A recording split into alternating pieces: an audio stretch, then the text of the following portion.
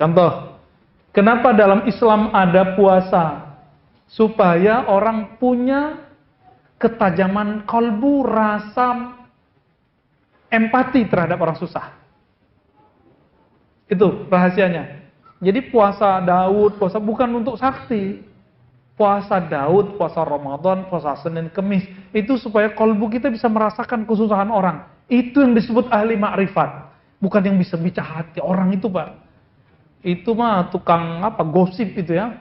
Sok tahu baca hati kita. Itu untuk apa? Innal hamdalillah nahmaduhu wa nasta'inu wa nastaghfiruh.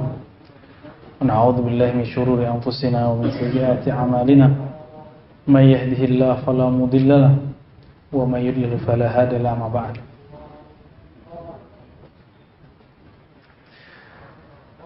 Mari kita buka kajian kita dan baca surah Al-Fatihah. A'udzubillahi minasyaitonir rajim. Bismillahirrahmanirrahim. Iyyaka na'budu wa iyyaka nasta'in. Shiratal mustaqim. Shiratal ladzina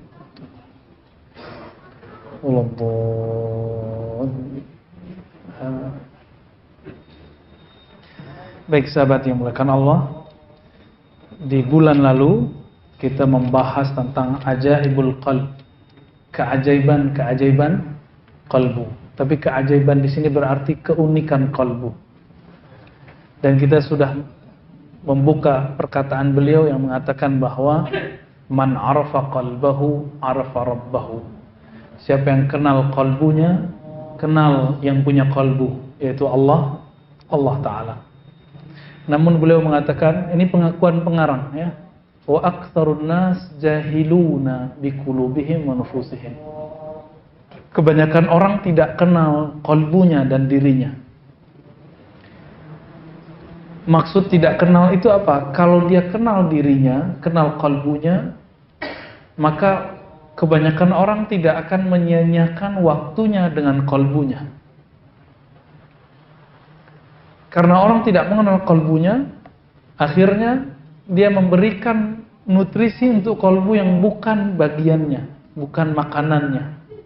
Sehingga apa yang diterima oleh kalbu bukan menjadi nutrisi, tapi menjadi racun.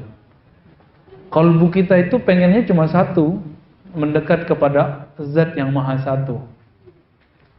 Lalu ketika dia tidak dibawa ke sana, maka dia akan tambah jauh. Ya. Kita membedakan antara ketenangan dengan kesenangan. Kalau ketenangan itu di kalbu, kalau kesenangan itu di nafsu. Kita mengira ketenangan itu sama dengan kesenangan. Nah, ini yang kemudian beliau katakan kebanyakan orang nggak paham ini. Nah, itu maksud beliau ya.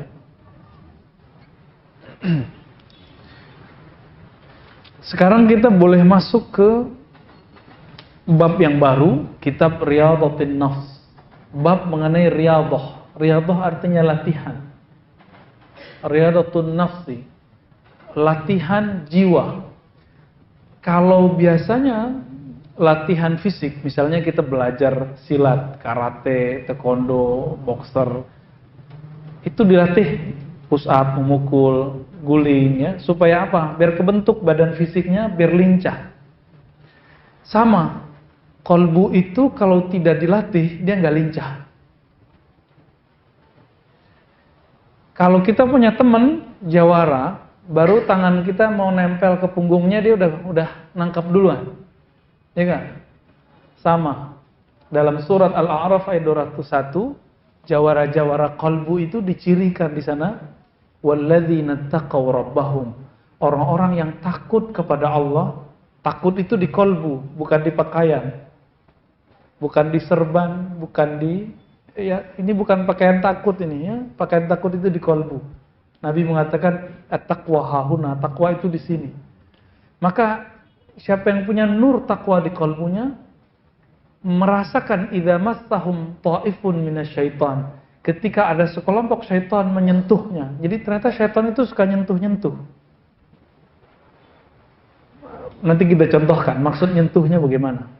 Tazakkaru, maka mereka tiba-tiba teringat, fa idza hum mubsirun, maka mereka langsung mampu melihatnya. Maksudnya apa teks ini, ayat ini, Al-A'raf ayat 201 ini? Orang-orang yang sudah punya nur dalam kolbunya, nanti kalau digoda sama syaitan dia bisa ngerasain. Contohnya, kalau Bang Jimmy lagi duduk-duduk, tahu-tahu ada yang bening-bening lewat. Ya, apa kata kolbunya? Jangan lihat. Kata yang satu lagi, eman, cuma sekali. Ketika si godaan yang kedua datang, dia sadar, wah ini setan nih. Nah itu berarti nur kolbunya sudah hidup. Nur kolbunya sudah hidup. Tapi dia dengar, dia tahu kalimat itu kalah. Berarti belum walladzina taqau. Dia belum, nur takwanya belum nancep, ya, belum ada di dalam. Mungkin takwa ada tapi nurnya sedang padam. Ya. Maka sahabat yang melakukan Allah, kita ini kurang adil. Supaya sehat jantung, mau olahraga jantung setengah jam, 1 jam setiap hari.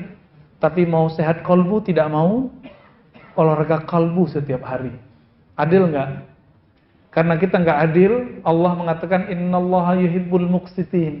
Allah itu jatuh cintanya kepada orang yang adil, yang proporsional. Kita kurang proporsional, makanya sholat kita nggak khusyuk-khusyuk. Nggak khusyuk-khusyuk, wajar. Kenapa? Kita nggak adil kepada Allah, nggak adil kepada diri sendiri.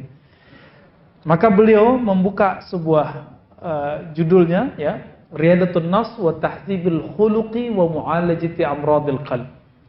Bab latihan rohani, tahzibul khuluq, bukan khalq. Jadi ada tahzib itu artinya melatih, mendidik. Khuluq, khuluq itu akhlak. Kalau khalq nggak bisa dirubah kecuali operasi.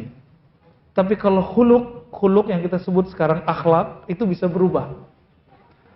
Oleh karena itu, orang yang berwajah bagus belum tentu berakhlak bagus. Karena khalq dan khuluq. Teman kita mungkin ada yang namanya husnul khuluq. Khuluq itu single dari akhlak. Jadi jamaknya, pluralnya akhlak. Udah jadi bahasa Indonesia ya? Akhlak. Ternyata ada latihannya. Latihan untuk misalnya sabar itu ada latihannya. Latihan supaya bisa tahajud tiap malam itu ada latihannya. Wa mu'alajati amradil qalb. Lalu terapi kolbu, terapi penyakit-penyakit kolbu. Oh, ternyata di sini ada tambahan lagi. Penyakit kolbu itu mirip dengan penyakit fisik. Kalau kita sakit fisik, kita tidak menikmati makanan. Benar nggak? Maka ketika orang punya penyakit kolbunya, dia tidak akan menikmati hidangan rohani. Nggak menikmati hidangan rohani. Kalau begitu, diobati dulu atau langsung dikasih nutrisi. Jadi orang-orang yang sakit itu langsung dikasih daging atau diobatin dulu. Diobatin dulu, ya. Kita langsung kasih nutrisi, makanya muntah lagi. Itu sebabnya orang-orang munafik itu tidak akan bisa langsung didakwahi. Dia cuma bisa diingatkan dulu, diobatin dulu kolbunya.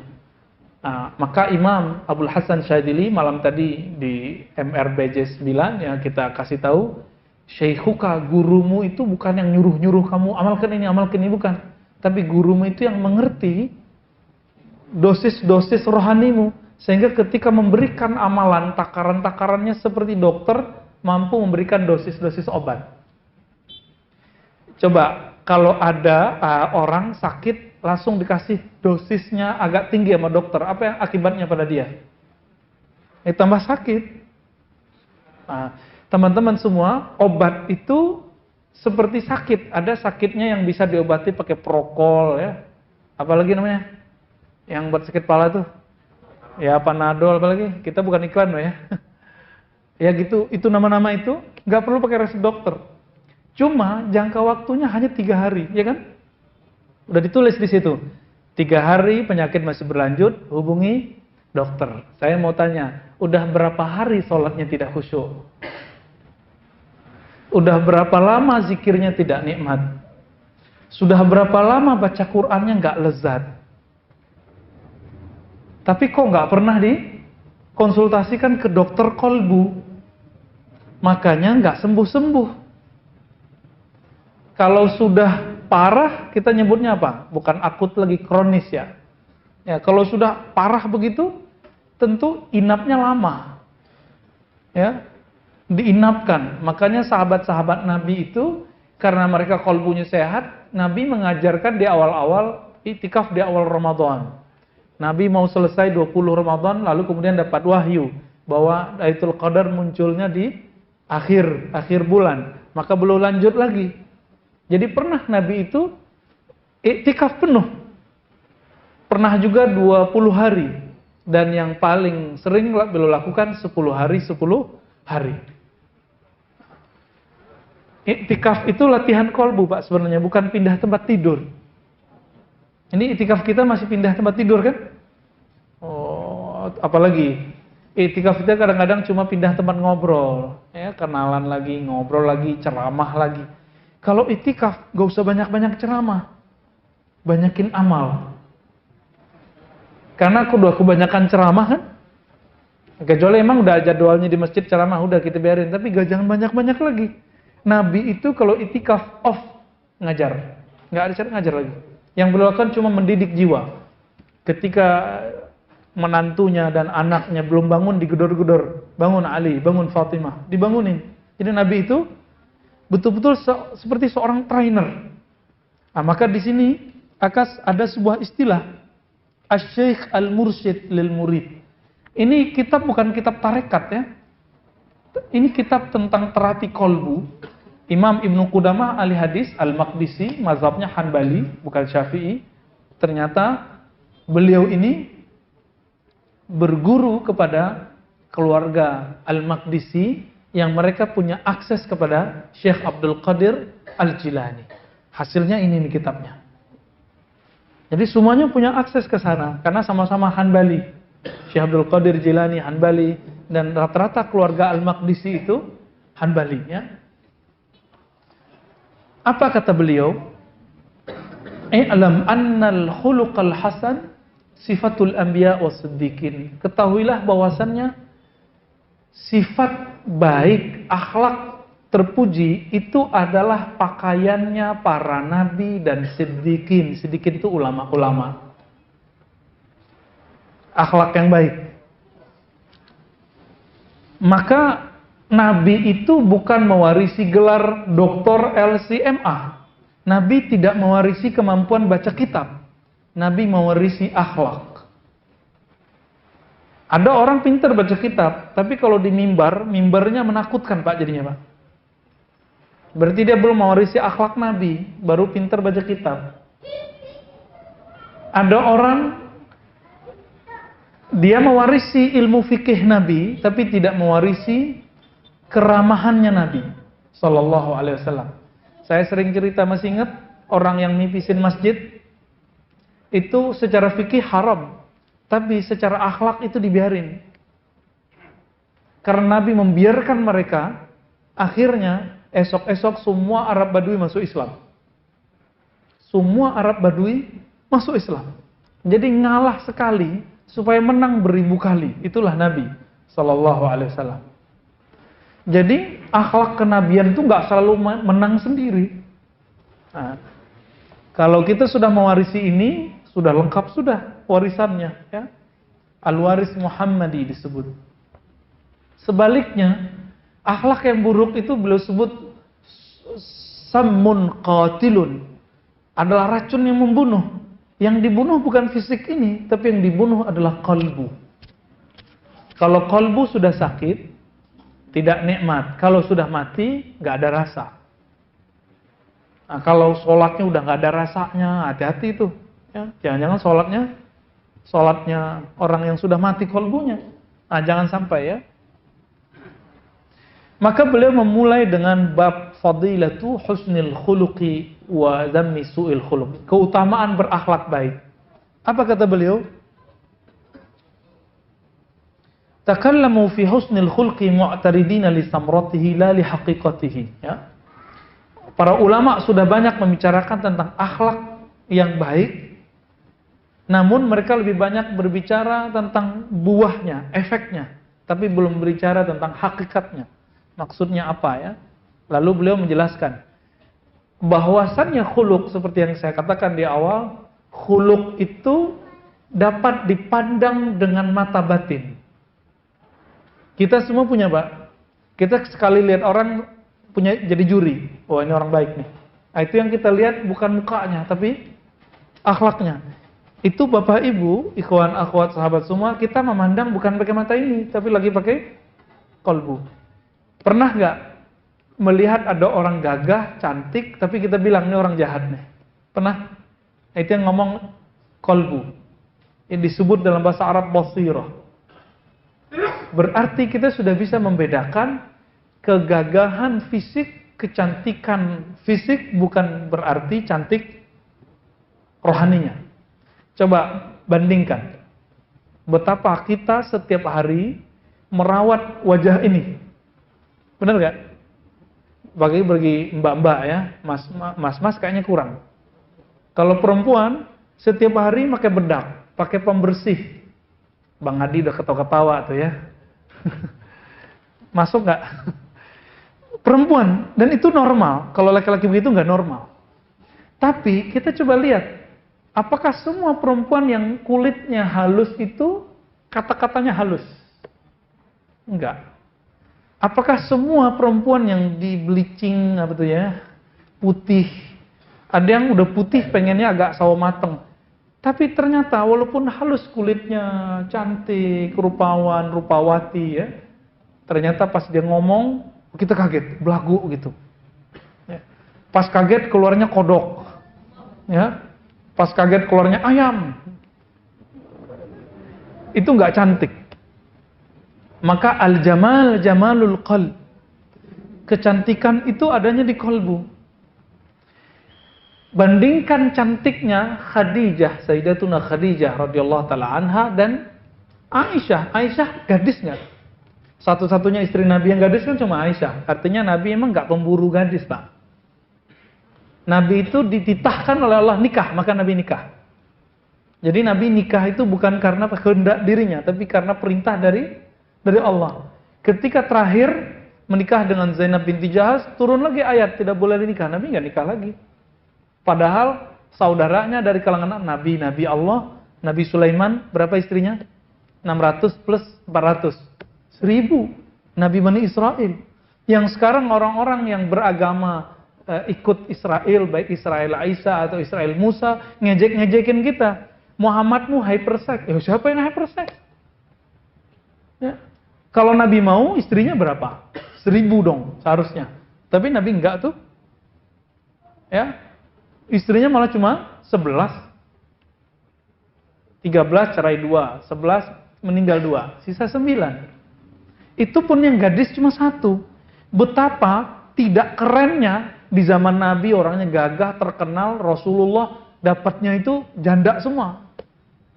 Kecuali Aisyah. Berarti Nabi bukan orientasinya seksual. Orientasinya apa? Beliau orientasinya adalah keindahan akhlak. Satu kali Nabi bengong gitu ya. Apa kata Aisyah? Engkau mikirkan apa wahai Rasulullah? Apa jawaban Nabi? Aku teringat Khadijah. Cemburu. Cemburu. Normal itu. Yang berani cemburu begitu cuma Aisyah. Yang lain cemburunya nggak bisa mengekspresikan seperti Aisyah. Apa kata Aisyah? Masa nenek rempong gitu masih diingat? Ya. Berani ngomong begitu. Tapi itu dalam dunia rumah tangga itu biasa. Biasa kan? Apa kata Nabi? Wahai Aisyah, istriku termuda, tercantik. Khadijah itu bersamaku di saat engkau tidak ada. Quraisy sedang menghadangku, mereka sedang mengusirku, sahabat-sahabatku diancam. Lalu beliau menyokongku dengan semua yang dia punya. Makanya kenangan bersamanya tidak bisa hilang. Pertama dapat wahyu, Aisyah nggak bilang, Muhammad ente gila, nggak bilang gitu. Jadi Nabi Muhammad cerita, saya didatangi oleh makhluk bersayap 360 kiri kanan, lalu mendekat, lalu membacakan Iqra, bla bla bla bla bla bla begitu. Kalau istri-istri sekarang mungkin bilang, Mas, kamu ketemu jin apa sih gitu? Gila nih ya.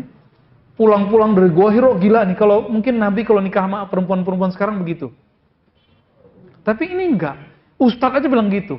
Ada salah seorang ustadz di TV, jamaahnya itu pengobatan. Nanya, Ustadz kalau saya baca ayat ini sekian kali gimana? Apa kata ustadznya? Oh hati-hati nanti didatangin jin.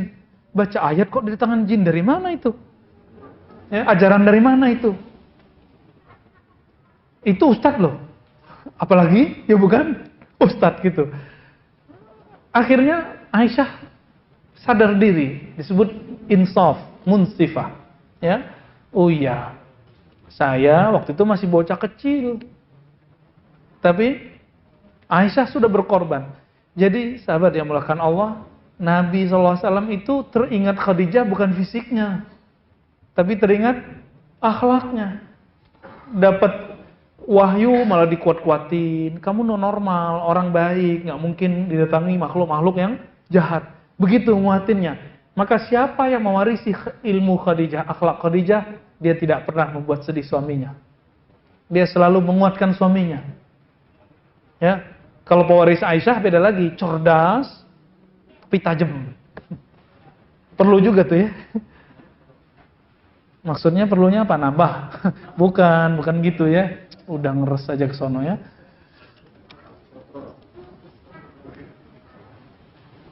Jadi kalau kita bilang si fulan akhlaknya baik, itu wajahnya atau batinnya?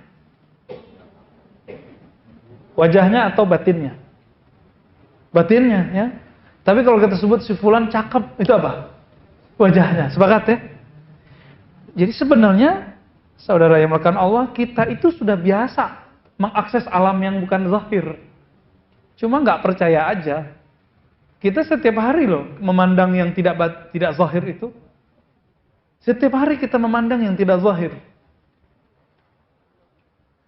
Kita sering ngomong, gue ikhlas loh. Itu kan ngomong mau menzahirkan yang batin. Ya kan? Karena orang nggak percaya lalu kita zahirkan. Tapi semakin kita zahirkan yang batin, dia jadi nggak batin lagi. Nah, maka batin itu bahasa Arab sesuatu yang tersembunyi. Biarkan dia tersembunyi. Nanti biarkan orang-orang dengan batinnya memandang. Nah.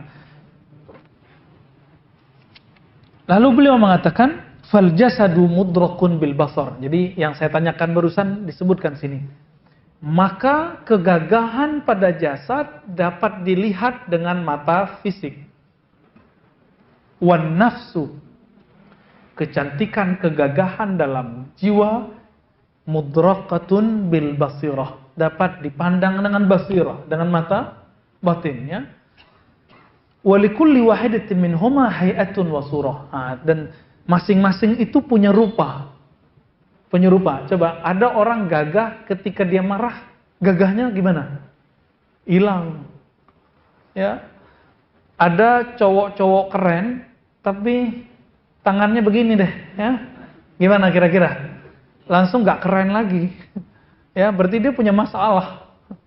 Punya masalah. Apa yang paling mengejutkan saya di sini, di teks ini, belum bacain ayat, tulisin ayat, surat Shad 7172. Tapi penafsirannya ini yang bikin saya kaget. Surat Shad 7172. Ayatnya kalau dibaca, inni khaliqun, sesungguhnya aku menciptakan basyaran, manusia bashar. Bashar itu fisik. Jadi manusia itu terbagi dua. Satu sisi bashar. Bukan bashar asad loh ya. Bashar itu sisi fisik.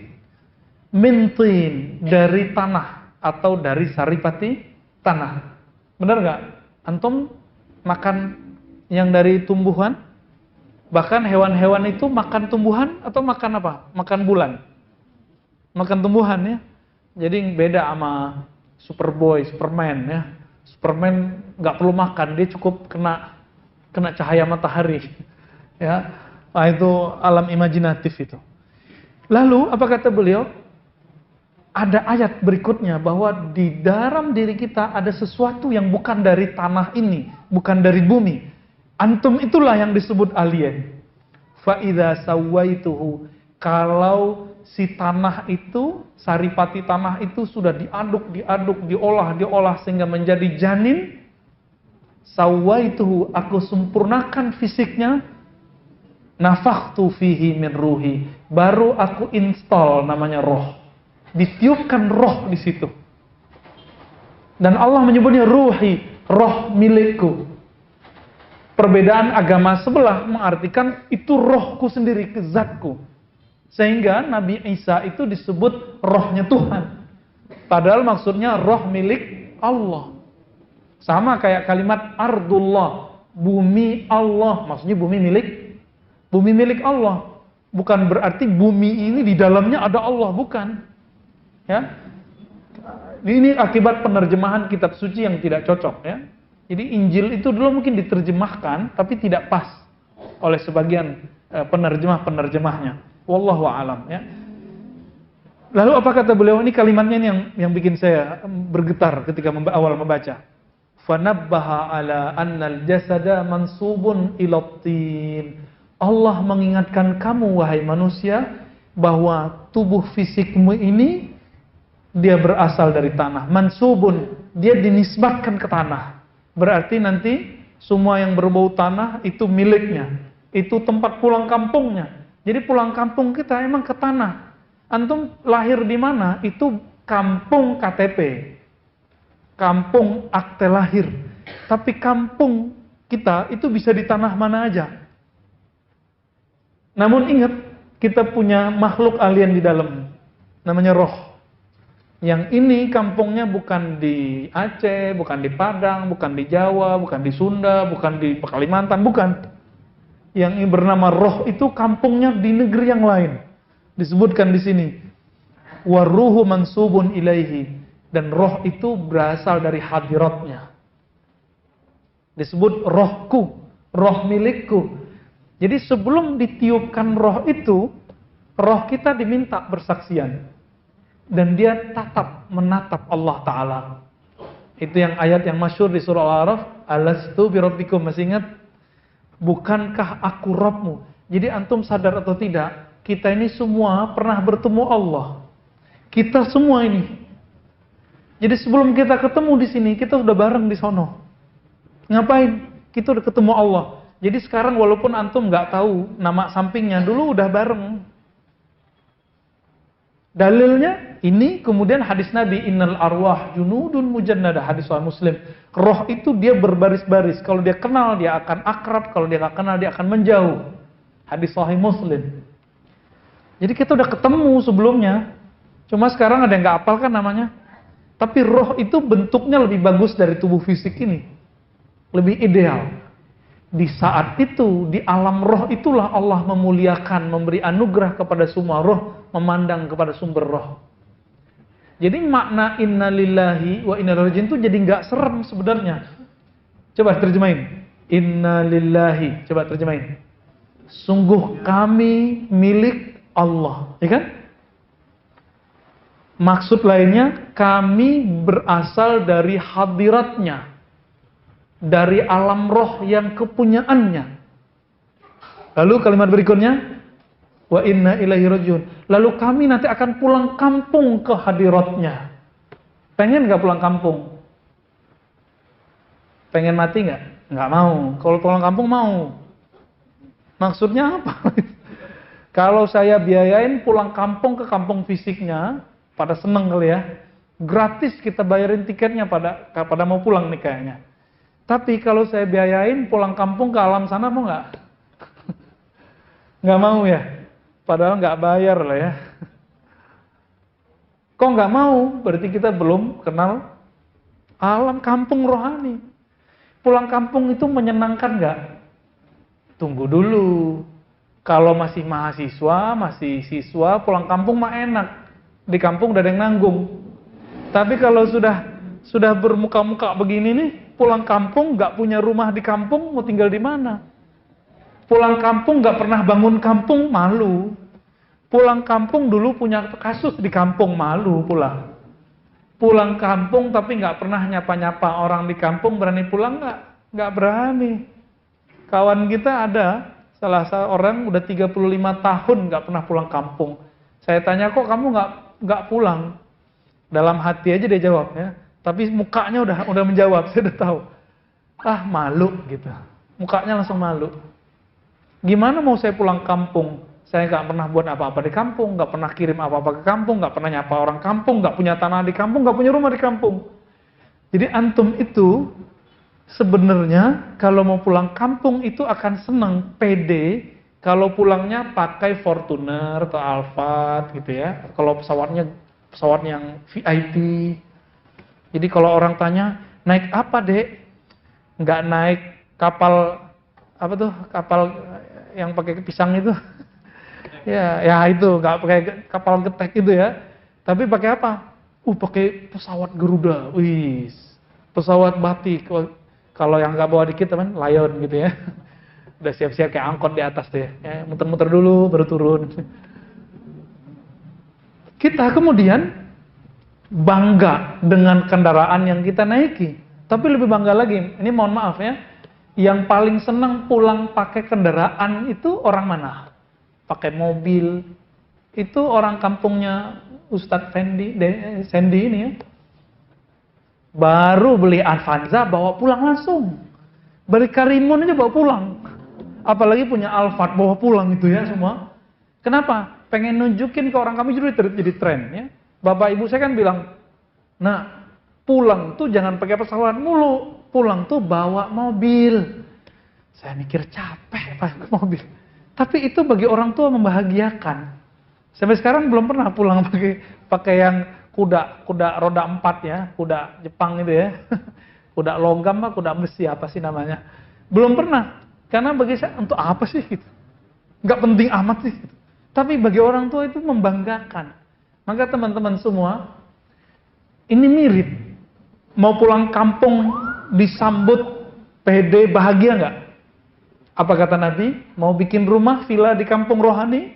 Nabi mengatakan, man shalla isnatai asyrata raq'atan. Siapa yang sholat 12 rakaat setiap hari, banallahu lahu baitan fil jannah. Allah bangunkan satu istana di surga. Satu villa di surga. Mau? Jadi sholat sunatnya jangan kurang. Di luar tahajud nih ya. Di luar tahajud kita punya 12 rakaat. Itu yang disebut rawatib. Kalau nggak bisa kejar sunat rawatib, ya kejar di duha. Nggak bisa di duha, ya di sholat sunat mutlak. Masih ingat Ali Zainal Abidin bin Husain, anak Husain, itu karena dia ditahan tahanan rumah, nggak boleh keluar, kerjanya cuma zikir, sholat.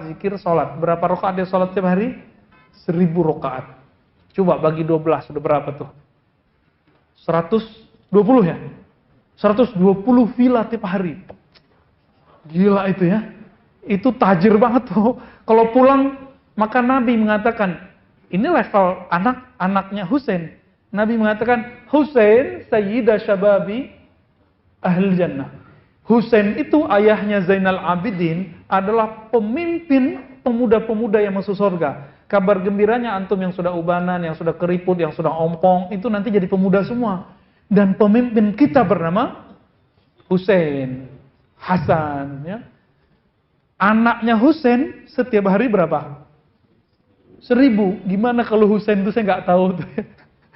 Husain itu satu nafasnya naik, itu sudah zikir. Turun, zikir lagi, nggak pernah lupa kepada Allah. Itu Husain. Kita sholat aja lupa kepada Allah. Gimana mau bangun? Jadi udah bangun rumah di surga, tapi keropos, baru 3 hari runtuh.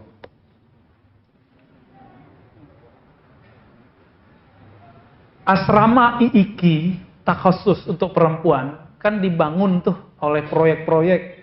Kontraktornya jahat sekali. WC-nya nggak di apa namanya tuh, yang dikasih semen apa banyak itu, kerikil-kerikil banyak. Di bawahnya itu ternyata masih tanah. Diinjek langsung grrr. Itu baru belum lama ya. Kebakaran asrama IIKI masih ingat nggak sebelumnya? Penghafal-penghafal Quran dari kalangan perempuan. Itu asramanya, jadi si pemberi dana oke, kontraktornya kurang ajar. Mungkin kontraktornya bener, tapi tukangnya kurang ajar. Itu. Nah, makanya kita kalau beramal itu betul-betul detail, diliatin, dipelototin pakai kolbu satu-satu. Jangan cuma merhatiin takbir assalamualaikum doang. Ya, apalagi merhatiin kaki kawan.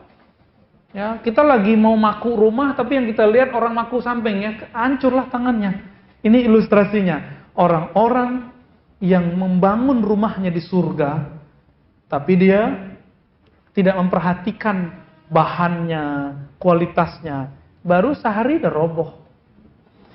Inilah nasib orang-orang yang tidak memelihara kolbunya dalam sholat. Bilang ini, capek malam tadi tahajud 11 rakaat. Aduh, betisku naik gitu ya. Malam tadi 1 juz langsung roboh. Ya. Roboh langsung. Maka Nabi mengatakan 3 hal yang bisa menghancurkan, salah satunya ujub, merasa dirinya keren gitu, lalu diceritakan ke orang. Maka ingat-ingatlah, mungkin kita sudah banyak bangun, tapi nggak dijaga. Udah bagus, rumahnya udah bagus, tapi nggak dibersihin. Gimana? Ya kotor lagi gitu. Maka teman-teman yang menggunakan Allah, jika ingin pulang kampung indah, maka bangun di sana istana. Siapkan kendaraan yang bagus. Kalau perlu kita punya prestasi, nanti diundang pulangnya. Dapat undangan gratis. Itu yang dibacakan dalam surah Al-Fajr. Ya ayat Tuhan, nafsul mutuna itu undangan kematian gratis, Pak. Mau nggak diundang? Diundang oleh yang punya langit dan bumi. Maka orang-orang ini kalau diundang, disambut oleh makhluk langit dan ditangi oleh langit makhluk bumi. Kita ini ketika lahir, kita nangis. Orang yang nyambut gimana? Ketawa, senyum. Tapi kita nggak tahu ketika kita meninggal nanti orang senyum apa nangis. Kira-kira gimana, Pak? Ibu, Mbak, semua. Kita yang mana nih? Ketika ada salah seorang ustadz meninggal ibunya, itu ramai kan ke sana, saya langsung sedih itu. Ya Allah, ini yang terkenal anaknya, tapi ibunya dapat keberkahan. Oh, ternyata anaknya itu jadi seperti ini karena didikan ibunya. Poin, ketika meninggal itu ribuan orang datang, sholat gaib di mana-mana, dapat keberkahan. Kita mikir, kita yang dakwah-dakwah ini yang mana nih ya? Maka teman-teman semua, disebutkan di hadis Nabi, innamal a'mal bil khawatim. Amal itu tergantung endingnya, tapi ending itu tergantung dalamnya. Jika di dalamnya benar, nanti akhirnya benar.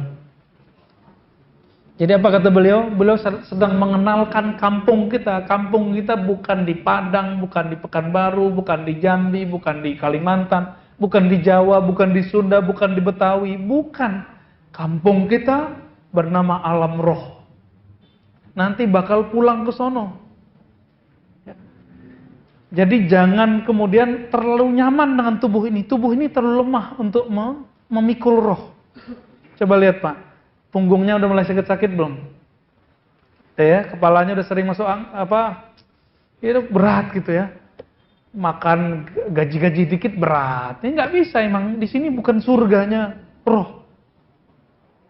Dulu masa kecil emang enak kalau makan apa aja naiknya ke atas, Pak. Kalau sekarang makan apa aja maju ke depan, makin kiri kanan. Tuh semuanya tuh sama aja tuh ya. Tuh sama saya juga begitu.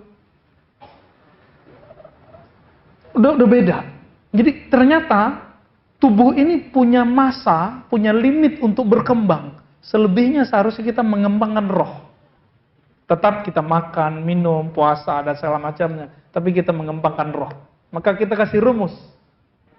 Setiap kali jatah fisik dikurangi, maka jatah rohani bertambah.